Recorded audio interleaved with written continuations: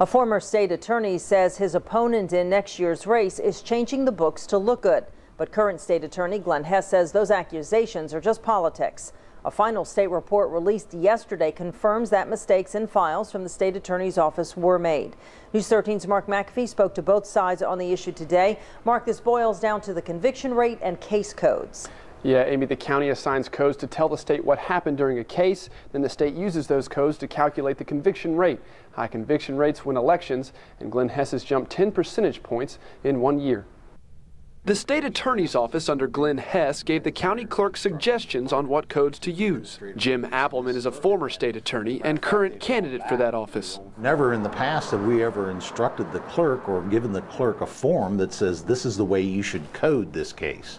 Because if you did, that can manipulate the system and, in other words, basically cook the books on conviction rates. He points to a table that shows conviction rates across the state. Only one other circuit had anything close to a rise of 10% in 6 months. I think it's a situation where it's fairly obvious that if you jump a conviction rate by 10% in just a few months, there is something afoul in that circumstance. Hess was not available for comment, but his assistant Greg Wilson says the jump came after they fixed several things they were doing wrong. The jump in the numbers is because we weren't getting credit for the things that we were doing. We'd made the improvements, we were doing things right, but we weren't getting the credit statistically. Wilson says the state told them to suggest the codes, and they've since stopped doing it. But he says that doesn't mean they were ever hiding anything. And that's kind of what the substance of the argument is, that we're manipulating numbers or trying to hide something.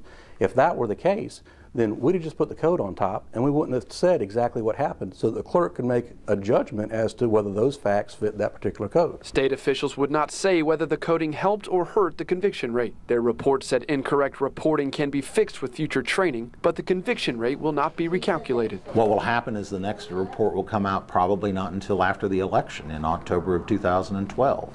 So it may or may not be an issue at all during the campaign. There's, of course, a lot more to this story. You can go to our web channel at WMBB.com for a more in-depth look.